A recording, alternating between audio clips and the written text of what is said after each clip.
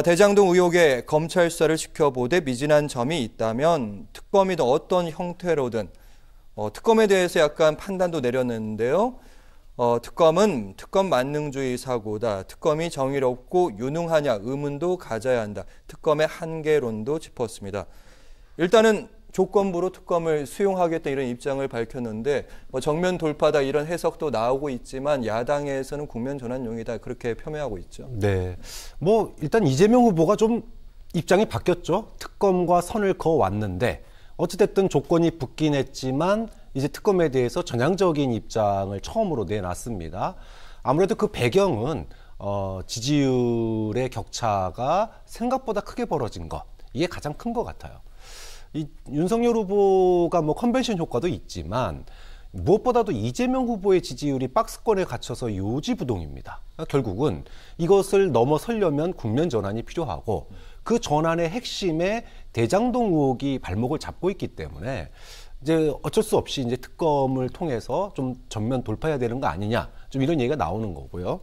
의미를 좀 본다면은 이게 그렇다고 해서 전혀 새로운 얘기는 아닙니다. 특검 갈 땐 가더라도 일단은 특검이 대선 전에 결과가 나오지 않습니다. 그렇기 때문에 검찰 수사 결과가 나오고 나서 특검 가겠다. 이 얘기는 검찰 수사를 통해서 최대한 유리한 조건 하에서 갈 땐 가더라도 유리한 조건 하에서 특검을 가겠다라고 하는 그런 이제 의미가 있는 거죠. 예. 그런 점에서 본다면 기존의 입장에서 사실 큰 차이를 보이는 건 아닙니다. 네. 일단은 국면 전환용이 맞다 이런 말씀이신데 이 후보의 발언에 대해서 야당은 물론 반발하고 있습니다. 나왔던 얘기들을 보면요. 김기현 국민의힘 원내대표 시간을 끌다 흐지부지 시킬 전략이다. 시간 끌기용이란 말이죠. 안철수 국민의당 당대표 검찰 수사 지금 수사 좀 미진하다. 이재명 후보의 말은 특검을 안 받겠다는 말장난이다. 진위가 의심된다 이런 반응들인데 어떻게 보십니까? 특검을 받을 수도 있다. 미진하면 그러면 특검을 받겠다는 걸로 저는 개인적으로 이해가 됩니다. 그런데 이 대장동 사건과 관련해서는 유달리 이재명스럽지 못하다는 느낌도 좀 받습니다. 이재명 하면 합니다. 추진력, 선제적 대응, 그다음에 정면 돌파 이런 느낌이었는데 대장동 사건 관련해서는 이미 국민 절대 다수가 특검을 해야 한다는데 공감대가 이미 형성돼 있습니다. 예. 왜? 검찰 수사가 신뢰할 수 없기 때문이죠. 자, 그런데 이제 와서 뒤늦게 미진하면 특검을 받을 수 있다라고 하는 것은 굉장히 이재명답지 못한 부분이다, 대목이다, 이런 부분들을 한번 짚어볼 수 있을 것 같고요. 그리고 두 가지 조건을 걸었는데 미진하면이라는 것과 또 한 가지는 윤석열 당시 검사 시절에 부산저축은행 사건 관련해서 뭔가 미진한 게 있었다. 그 부분도 같이 포함시킨다면 그러면 받겠다 이런 전제를 걸었는데 자, 미진하다는 것도 사실은 시간이 좀 소요되는 거고 검찰이 수사를 해야 되니까.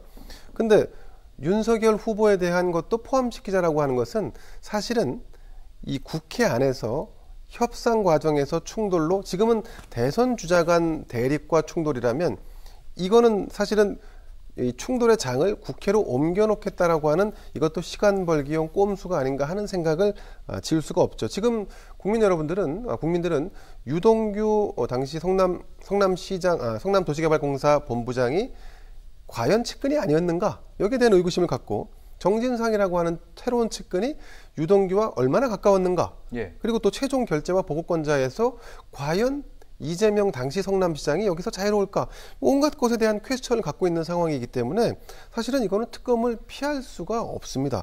자, 그리고 또 한 가지는 이재명 후보가 지금 지지율 자체가 지금 박스권에 갇혀 있지 않습니까?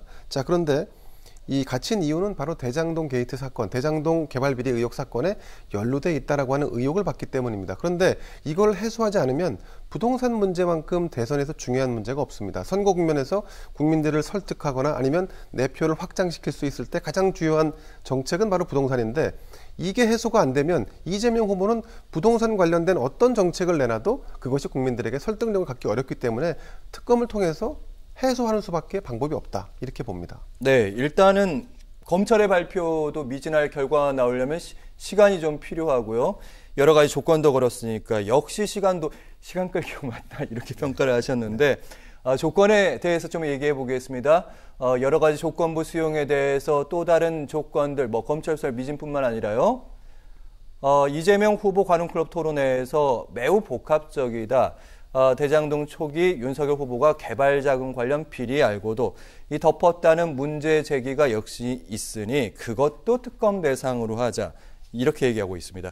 대장동에 왜 윤석열 후보가 나오냐 이런 말도 좀 있는데 그 부분도 먼저 풀어주시죠.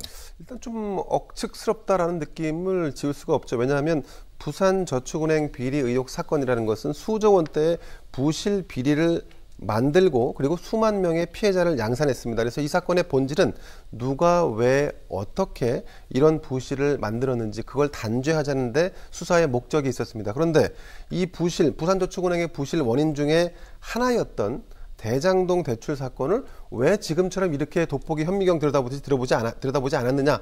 이거는 사실은 이 사건 수사와는 본질과는 벗어나 있는 사실은 별건 수사의 진행을 왜 하지 않았냐라고 하는 억측을 부리는 거나 마찬가지라고 봅니다. 그리고 만약 그런 방향으로 수사를 끌고 나갔다면 사실은 검찰은 엄청나게 지탄을 받았을 가능성이 높습니다. 왜냐하면 본질을 치지 않고 왜 비본질을 치는가. 그리고 당시에 여러분들도 기억하시겠습니다만 부산저축은행의 사실 수뇌부들, 부산저축은행을 움직인 사람들은 부산 영남 출신들이 아니라 사실은 대부분 다 호남 출신 분들이 가서 이 회사를 장악을 했고 인수하면서 그다음에 여기에 상당 부분 광주일고라든가 특정 이 지역의 학교 출신들이 많이 거론됐었던 적이 있습니다. 물론 그분들 중에 다수는 상당수는 뭐 유무죄 판단을 받지 않았습니다만 어쨌든 당시에 언론에서는 굉장히 많이 회자가 됐었거든요. 자, 그렇기 때문에 이걸 다시 꺼내 들은 것이 과연 뭔가 온당한 판단을 내린 상태에서 한 것인지 아니면 그저 전략적 어떤 차원에서 접근하기 위해서 한 것인지 조금 전에 말씀드린 것처럼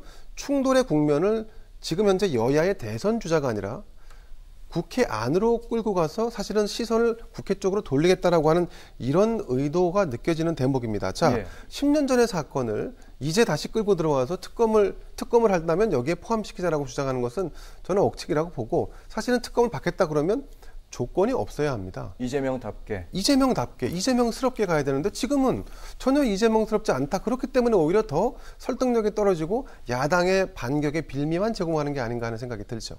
네, 조건부 특검 수용에서 또 하나 짚어볼 발언도 있습니다. 함께 보시죠. 대장동과 고발사주 의혹을 동시 특검하자는 윤석열 후보의 제안은 수사권의 쇼핑을 위한 꼼수이다. 사실 두 후보에게 이재명 후보에게는 대장동이 있고 윤석열 후보에게는 고발사주 의혹이 있는데 윤석열 후보가 일단 동시특검하자 이렇게 치고 나왔는데 동시특검은 좀 곤란하다. 이게 무슨 말일까요? 일단 뭐 조건부에 대해서 좀 얘기를 안 할 수가 없는데요. 대장동 의혹의 핵심은요. 화천대유는 누구 것입니까? 그럼 화천대유가 언제 만들어졌고 그 돈을 누가 만들었는지의 핵심은 바로 부산저축은행이 화천대유가 만들어질 때 초기 투자가 그것을 통해서 이루어졌기 때문이에요. 그러면 그것이 별건 수사냐라고 얘기를 한다면 당시에 대장동 그 화천대유에 대한 대출보다 훨씬 적게 대출된 곳도 부실대출이나 또는 편법대출이나 이런 걸로 처벌을 받았는데 유독 화천대유만 피해갔습니다. 그리고 10년이 지난 다음에 윤석열 후보의 부친의 연희동 주택이 또 관련자들에게 매각이 됐어요. 김만배 씨의 누나. 그렇죠. 네. 이런 점 때문에 화천대유가 누구 건지를 알려면은 그 돈 된 사람이 누군지를 알아야 되는 거잖아요. 그런데 그 돈의 핵심이 부산저축은행에 있기 때문에 당연히 이거는 뭐 특검을 한다 그러면 조사 범위 안에 들어갈 수밖에 없는 겁니다. 여기에 윤석열 후보가 개입돼 있냐 안 개입돼 있냐는 두 번째 문제예요. 좀 그런 측면이고요. 그 다음에 동시특검도 마찬가지인데 지금 이제 이 대장동 의혹의 핵심은 지금 야당이 얘기하는 것의 핵심은 배임입니다. 왜 공공으로 환수될 수 있었던 초과이익 환수를 갖다가 하지 않았느냐가 이제 핵심이거든요. 예. 그런데 이 배임이라고 하는 부분들이 법적으로 증명되기가 쉽지가 않습니다. 즉 이재명 후보가 뇌물을 받았다던가 또는 그에 따라서 특혜를 준 것이 그거였다던가 이게 입증이 돼야 되는데 정황도 안 나오고 있습니다. 그렇죠. 예. 여기에 대해서는 그 어떠한 것도 나오지 않아요. 그런데 반면에 윤석열 후보는 뭐 이재명 후보가 얘기했지만 본부장이라고 그래서 본인 수사만 지금 건수만 3-4건입니다. 부인도 수사 건수도 하나 있고 또 논문 관련된 것도 있고 뭐 장모도 말할 것도 없고 그러면 이재명 후보 입장에서 보면 이거를 시리즈로 어떤 상황에 딱 맞춰서 또 수사 결과에 따라서 4개월 동안 공격할 수 있는 포인트가 있는데 이거를 동시 특검하게 되면 특검하고 있으니까 이러면서 모든 것들은 다 특검에 맡기자는 식으로 이제 갈 가능성이 매우 높거든요. 그러니까 본인 입장에서 보면 입증도 어려운 배임 하나 가지고 지금 특검에 지금 발목이 잡혔는데 윤석열 후보는 여러 건이 있는데 그걸 어떻게 한 건으로 다 쉽게 말해서 퉁치냐 이런 점에서 동시 특검은 안 된다. 그리고 특검을 반대하는 게 아니죠. 특검으로 해야만 결과가 대선 전에 나오면 받겠다 이겁니다. 근데 대선 전에 안 나온다는 게 문제예요. 그래서 검찰 수사 미진하면 하겠다 이런 의미니까 예. 뭐 글쎄 저는 이거는 뭐 양쪽의 주장이 첨예할 것 같습니다. 칼럼 받겠습니다. 네, 화천대유와 관련된 초기 투자금 말씀을 이제 하셨는데 사실은 이것을 특검에 넣을지 말지의 문제는 그 당시 화천대유에서 돈을 댄 자체, PF를 발생한 자체가 불법이다는 전제 하에 이런 것이 가능해집니다. 그런데 지금 그 당시에 부산저축은행 네, 부산저축은행 관련돼서 부산저축은행에서 당시 화천대유 쪽에다가 뭐 돈을 넣었다는 거 아니겠습니까? PF 자금을. 그렇죠. 네. 예, 전신회사에. 근데 그 당시에 이들의 돈 거래 자체가 PF 자체가 불법인지 여부는 아무도 알 수 없고 그리고 드러난 것이 없습니다. 그런데 지금에 와서 10년 뒤에 와서 다시 갑자기 야 그것도 문제 있을 수 있니? 그것도 특검에 넣자라고 하는 것은 제가 볼 땐 좀 억측이라고 보고 그리고 또 한 가지는 지금 이재명 후보 같은 경우는 대장동 개발 사건이 굉장히 잘된 사건이고 단군 이래 이 공익환수 사업 중에 최고의 사업이라고 지금 그렇게 말씀하시는 분 아닙니까? 그러면 단군 이래 최대의 공익환수 사업을 완수한 이재명 시장 입장에서 당시에 만약에 부산저축은행 비리라든가 이런 데서 만약에 연루되어 있는 회사가 있었다면 당연히 본인이 제어를 했었겠죠. 그런데 문제가 없기 때문에 사실 이 전신이든 후신이든 해서 쭉 내려왔던 거고 사업이 진행돼서 결국은 이재명 후보가 말하는 단군 이래 최대의 환수 사업, 공익 환수 사업이 완성된 거 아니겠습니까? 그러니까 지금 이제 와서 당시에 애초에 돈을 집어넣었던 그 PF를 댔던 부산저축은행 관련된 사안을 집어넣자. 그때 수사에 윤석열이 있었으니까. 뭐 이런 거는 굉장히 억측이라는 거죠. 일종의 물타기라고 볼 수 있다 이런 말씀인데 자 조건이 붙긴 했지만요. 이 후보가 처음으로 특검 수용을 시사한 만큼 여야 역시 바쁘게 움직였습니다. 김기현 원내대표, 국민의힘 원내대표 당장이라도 여야 원내대표가 만나자 윤호중 원내대표 역시 맞받아쳤습니다. 대장동 사건에 대해서 윤석열 개입 부분 왜 자신하는지 야당이 생각하는 범위로만은 특검하지 않을 것이다. 야당 인물들도 자꾸 이름이 거론되고 있는데 그쪽도 자신 있느냐 뭐 이런 반론인 것 같아요. 그렇죠. 뭐 특검을 하게 된다면 이게 뭐 당시 이재명 시장의 배임만 밝히는 특검이 돼서는 안 되죠. 국민들이 대장동 의혹, 언론이 제기한 의혹이 얼마나 많습니까? 그럼 그런 것들에 대해서 전반에 대해서 다룰 필요가 있죠. 특히나 왜 이런 일이 발생했고 거기에 정치권이나 또는 당시의 관련 인사들이 얼마큼 개입했는지 그리고 왜 그 수많은 고위 법조인들이 거기에 들어가 있는지 이런 부분들에 대해서 밝히려면 그 실소유주 그 다음에 초기에 그런 뭐 자금 만들어진 부분들 여러 가지들이 고민돼야 됩니다. 좀 그런 점에서 양쪽에서 서로가 유리한 어떤 그 상대방에게는 불리한 이런 내용들을 넣으려고 할 수밖에 없어요. 그렇기 때문에 이 상황이 뭐 협상이 뭐 하루 이틀에 저는 뭐 해결될 문제는 아니다. 그런 점에서 협상이 어느 정도 좀 장기화될 텐데 문제는 이렇게 장기화됐을 때 그 피해가 누구에게 가느냐? 저는 뭐 이재명 후보가 결국은 누적된 그 피해를 안고 갈 수밖에 없다고 보거든요. 시간이 늘어지면요. 그렇죠. 그렇기 때문에 이재명 후보가 검찰 수사가 만약에 늦어질 경우에는 뭐 특단의 결단을 할 수도 있다. 그런 상황도 저는 충분히 예상할 수 있는 범위라고 봅니다. 네, 일단 박상환 교수께서는 이제 특검이 되느냐 마느냐 이렇게 시간이 늘어지면 이제 이재명 후보에게 이건 불리할 수밖에 없다 이런 말씀해 주셨는데 내년 대선까지는 이제 넉 달밖에 안 남았습니다. 말씀대로 뭐 시간은 많은데요. 이 대장동 특검 관련 논란이 과연 큰 영향을 미칠지 어떻게 보세요?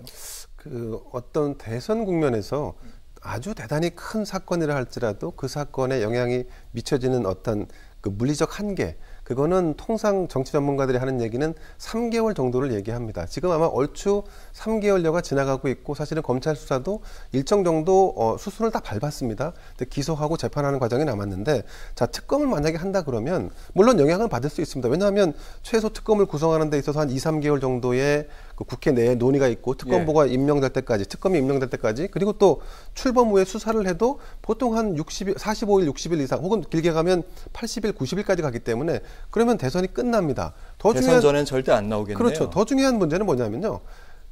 특검의 수사 결과가 중요한 게 아니라 특검이 수사 결과를 내놓고 그걸 기소를 하죠. 법원에 기소를 하는데 기소를 해도 여기서 싸움이 공방이 이어질 것이고 그러면 기소해서 1심 판결, 2심 판결, 3심 판결까지 나오려고 그러면 제가 볼 땐 한 3년 정도는 걸릴 것 같습니다. 그러니까 이 사안 지금 국민들을 보고 정치인들이 결정을 해야 한다고 저는 보는데 정치의 유불리를 떠나야 됩니다. 중요한 것은 유권자들이, 국민들이 사상 최악의 대선을 치르고 거기서 후보를 선택하게 만드는 이런 반강제적인 상황이 만들어지고 있기 때문에 양쪽 모두 어떤 특정 사건에 연루되어 있다. 그러면 동시특검을 수용하는 거고 어떤 전제도 필요 없습니다. 그리고 어떤 전제도 있어서는 안 됩니다. 자, 그래서 차라리 그러면 지금 당장 받자. 그래서 양쪽 쌍특검을 받고 그리고 이 정도 결기를 보임으로써 사실은 중요한 건 이재명 후보가 받으면 지금 이게 다 성립이 됩니다. 그럼 당장 다음 달부터 시작이 가능하다는 얘기이기 때문에 그러면 선거 전에 결과가 나올 수도 있죠. 특검 결과 같은 경우는. 중요한 거는 여기나 열쇠를 쥐고 있는 사람은 이재명 후보입니다. 네. 받을지 말지.